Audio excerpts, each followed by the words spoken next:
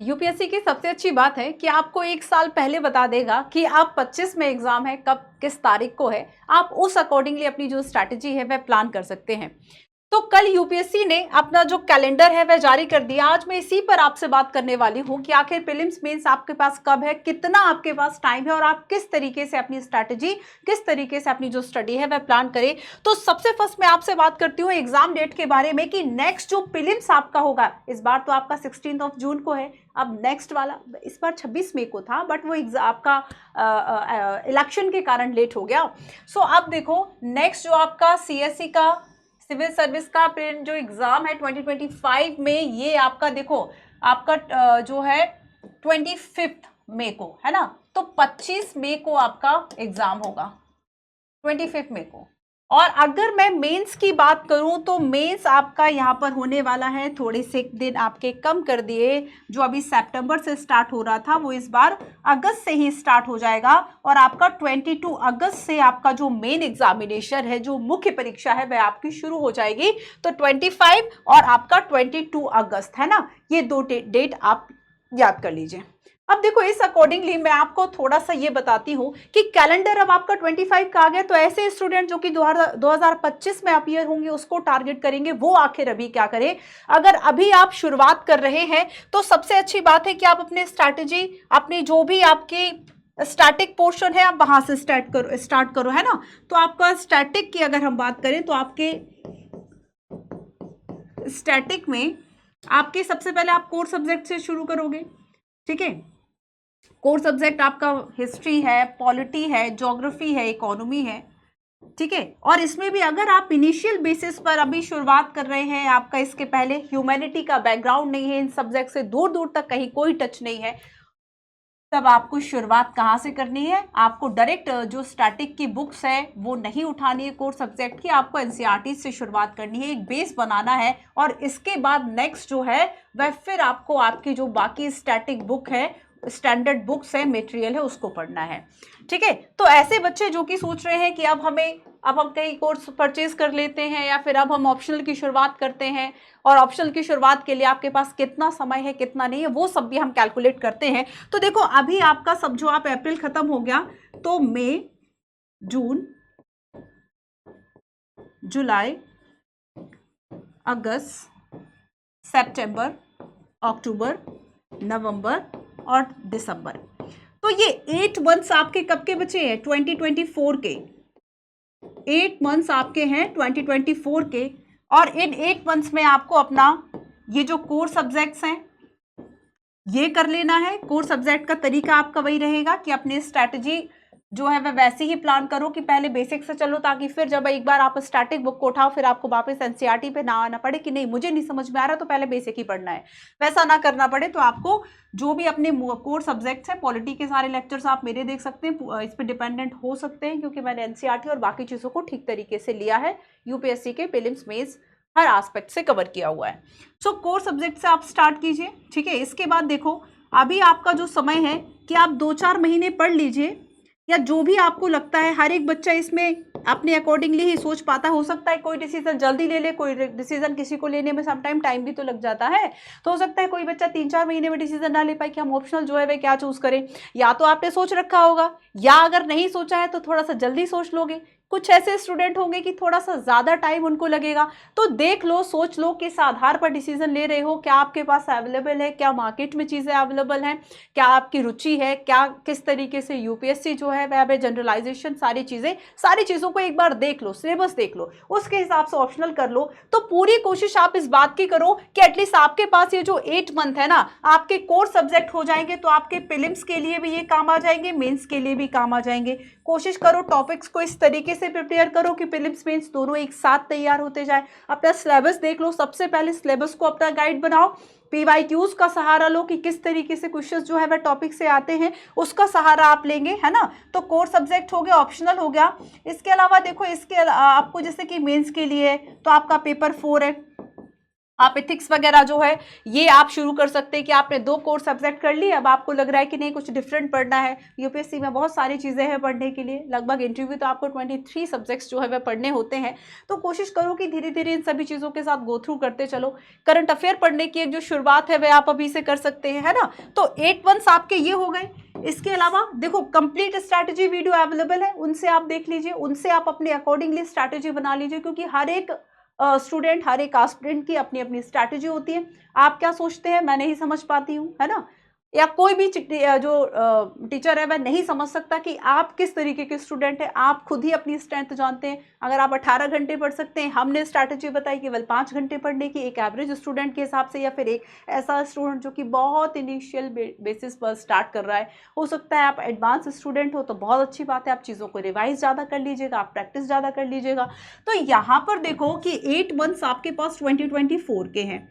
सो अपना time waste बिल्कुल भी नहीं करना है। अपना देख लो कि भाई 2 और 3 मंथ्स में मुझे एक कोर सब्जेक्ट जो भी तैयार कर लेना है। इसके बाद हम 2025 की बात करते हैं। तो देखो जैसे ही 2025 शुरू होता है, एक प्रेशर अजीब सा दिमाग में क्रिएट होने लगता है, एक फोमो क्रिएट होने लगता है कि यार अब मुझे इस बार प्रीलिम्स देना है, क्या करूं, है ना। तो प्रीलिम्स के लिए आपका जो एक हैक्टिक है वह आपकी स्टार्ट हो जाएगी। सो 2025 का आपको देखो, जैन है आपके पास, फेब है, मार्च है, अप्रैल है, मई को काउंट नहीं करूं तो चल जाएगा क्या? मई को काउंट नहीं करती हूँ ना, क्योंकि मई में तो आपका एग्जाम ही है 25 को आपका एग्जाम है, तो मैं इसको जो है वह इसको नहीं काउंट करती हूँ, ठीक है। अब देखो आपके पास 4 मंथ्स हैं, और इसमें अगर किसी बच्चे ने सीसेट नहीं किया है तो आपके पास बहुत लिमिटेड टाइम है। और अब आपकी जो प्रॉब्लम्स है, अब आप कई बच्चों को तो ये लगने लगता है फेब तक आते आते कि यार अब नेक्स्ट टाइम प्लान करेंगे। ये प्रॉब्लम जानते हो कब होती है? ये प्रॉब्लम होती है अगर आपने इन 8 मंथ्स को ठीक तरीके से यूज नहीं किया गया। सक्सेस वही स्टूडेंट होता है, उसी एस्पिरेंट की कहानी आप टॉपर्स मीट में सुनते हैं जिसने इस 8 महीने को ठीक तरह से यूज किया, ना कि इन 4 महीनों में परेशान रहा। कॉमेंट जरूर करके बताना कि आप किस टाइप के स्टूडेंट है, इसको यूज करोगे इन मंथ्स को ठीक तरीके से, इसमें पढ़ाई करनी है, या फिर ये जो आप 4 महीने इसमें परेशान रह के फिर नेक्स्ट अटेम्प्ट खोजना है।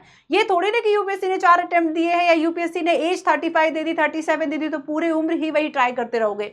आपका बहुत इस तरीके का ये प्राइम टाइम होता है, हाई प्राइम टाइम होता है कि आप अपनी एज जो 23 अगर 24 से स्टार्ट कर रहे हैं तो आप 30 तक की ये जो प्राइम एज है वह एक चीज में लगा रहे हो। बहुत सोच समझ के अपनी लाइफ को इन्वेस्ट करो, ठीक है।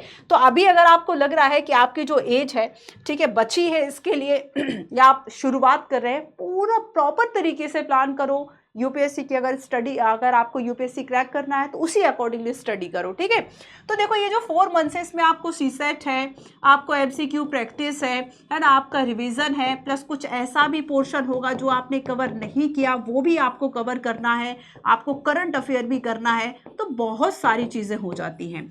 और इसके भी पहले आप क्या करोगे कि जैन फेब तक तो आप सोचोगे कि यार मैंने तो मेंस काफी कवर कर लिया, मेंस के 2-3 पेपर तो मेरे, आपने मान लीजिए मेंस के 3 पेपर तैयार कर लिए, आपने कोर सब्जेक्ट तैयार किए, वैसे भी कई चीजें तैयार हो गई, है ना।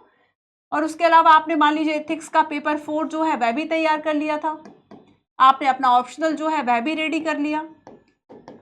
तो आप लास्ट रिवीजन करके रखोगे, नहीं करोगे? तो आप जैन तक क्या कीजिए, रिवीजन करके इसको साइड कर दीजिए, अपनी डेडलाइन बनाइए जैन। उसके बाद फेब, मार्च, अप्रैल है आपके पास, आपने कोर सब्जेक्ट ठीक तरीके से कवर कर लिए थे। अब आपको MCQ practice, revision, current affair, वो टॉपिक जो नहीं आ रहे हैं उन टॉपिक को बार बार करना, जो सब्जेक्ट कमजोर है उसको स्ट्रॉन्ग करना, यही आपकी एक स्ट्रैटेजी होनी चाहिए। तो अंततः सत्य वही है जो आपको लास्ट में 25 मई को समझ में आने वाला है कि अब आपका, मान लीजिए आप सोचो कि आप 25 मई 2025 के दिन है ना, वो दिन है, आज वाले दिन नहीं मैं बात कर रही हूँ। आप खुद को वहां पे खड़ा सोचो, फिर आप सोचो कि मैंने इस पूरे साल जो है वैसी क्या गलतियां की कि मुझे इस दिन याद आ रही हैं कि यार मैंने ये गलतियां की, ये नहीं की होती तो आज मेरा सिलेक्शन हो जाता।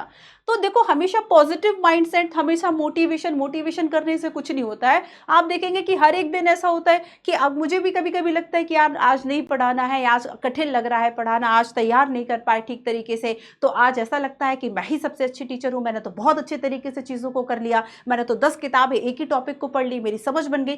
तो वो हमारा माइंडसेट है। और ये एक प्रोसेस है जो सबके दिमाग में चलती है, सबके जो बहुत सक्सेसफुल है उनके दिमाग में भी वह प्रोसीजर चल रहा है, जो फेल है उनके दिमाग में भी वो प्रोसीजर चल रहा है ना। तो यहाँ पर क्या है कि ये तो प्रोसेस है जिससे हम आप सब गुजर रहे हैं, वी आर ह्यूमन बींग्स। हमारे मन में ये सारी बातें आती हैं कि यार आज नहीं, आज तो ठीक नहीं लग रहा, आज पढ़ाई नहीं होगी। कभी लगता है कि मुझसे ज़्यादा कोई नहीं पढ़ सकता, मैंने तो 18 घंटे स्टडी कर ली, मैंने तो बेस्ट तरीके से स्टडी जो है वह कर ली। तो पूरे साल एक मानसिक संतुलन बनाते हुए एटलीस्ट एक एवरेज स्टूडेंट कोशिश करो कि एक वो एवरेज तरीका हम ज़रूर अपना लें। हो सकता है कभी कभी एक्सीलेंस तरीके तक पहुंच जाए, हो सकता है कभी डाउन ऐसे डे आ जाए कि हमें बहुत ऐसा लग रहा है कि यार अब यूपीएससी की तैयारी नहीं होगी, फिर से शुरू करना है।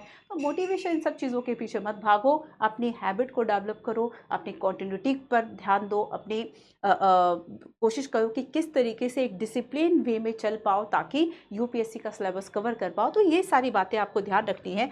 तो 25 मई को 2025 को आप सोच के जिन गलतियों को रिग्रेट करेंगे, है ना, जिन आप सोचोगे कि यार मुझे ये नहीं करना था, वो आप साल भर पहले ही से मत करो। तो थोड़ा सा सोचो उस दिन पे भी खड़े होगे कि मुझे क्या क्या प्रॉब्लम्स हो सकती है ना। 22 अगस्त के बारे में सोचो कि अगर मान लीजिए आपने ठीक तरीके से, दोनों में सोच लेना है कि अगर नहीं हुआ तो हमने क्या गलतियां करी हैं साल भर, इसलिए नहीं हुआ, और हम ये गलतियां करेंगे तो सिलेक्शन नहीं होगा। तो थोड़ा सा तो आपको रियलिस्टिक वे में सोचना होगा। और 22 अगस्त की अगर हम बात करें तो आप ये सोचो कि इन दोनों के बीच में कितना टाइम है ना। अगर मान लीजिए इनकेस आपका बहुत अच्छी बात है भाई, गुड लक था, अच्छे से पढ़ लिया, प्रीलिम्स हो गया, चीजों को समझ लिया, तो फिर मई हो गया आपका, समझो खत्म, है ना। 2-3 दिन ऐसे ही आपका अप एंड डाउन रहता है, नहीं हुई पढ़ाई, ठीक है। मई के बाद आप देखो कि अब जून, जुलाई, अगस्त, लो, आप सोच ही नहीं पाओगे 9 पेपर कैसे। अभी हिंदी इंग्लिश कंपलसरी करना है, अरे अभी तो ऑप्शनल भी करना है, ऑप्शनल का एक पार्ट छूट गया था, अभी तो एक पेपर छूट गया था, अभी तो गवर्नेंस वाला पोर्शन रहेगा, अभी डिजास्टर मैनेजमेंट वाला रह गया। इस तरीके के सवालों से बचना है तो ये 8 मंथ का ठीक तरीके से इस्तेमाल कर लो, है ना। बाद में रिविजन करके रख लो। तो पूरे साल भर की स्ट्रैटेजी है, यूपीएससी स्ट्रैटेजी के अकॉर्डिंगली ही निकलेगा। ऐसा नहीं कि साल भर केवल पॉलिटी पढ़ रहे हो, ऐसा नहीं साल भर केवल इकोनॉमी या ज्योग्राफी पढ़ रहे हो। एक बैलेंस का पूरा खेल है। अपने उस बैलेंस को समझें, खुद को समझें, अपनी कमियों को समझें। साल भर का आपका जो पैटर्न है, पूरा स्ट्रैटेजी, सारी चीज़ों का एक स्टडी का एक मतलब पूरा अपना फ्रेम करके रखो कि मुझे ऐसे ऐसे जो है वह पढ़ना है, इस तरीके से पढ़ना है, ये मेरे सोर्स होंगे। ऑनलाइन पढ़ना है तो ये मेरा कोर्स है, इसमें मेरा ये अब तक कवर हो जाएगा, साथ साथ मुझे भी मेहनत करनी, रिवाइज करना है। बस इस तरीके से थोड़ा सा रियलिस्टिक वे में अपनी स्ट्रैटेजी को आप अपनाएं। मिलते हैं हम अपने नेक्स्ट सेशन में। Thank you so much. हाँ, और कमेंट ज़रूर करना कि आपको क्या प्रॉब्लम जो है वह साल भर के लिए लग रही है। कोशिश करेंगे कि आपको उसमें रिप्लाई किया जाए।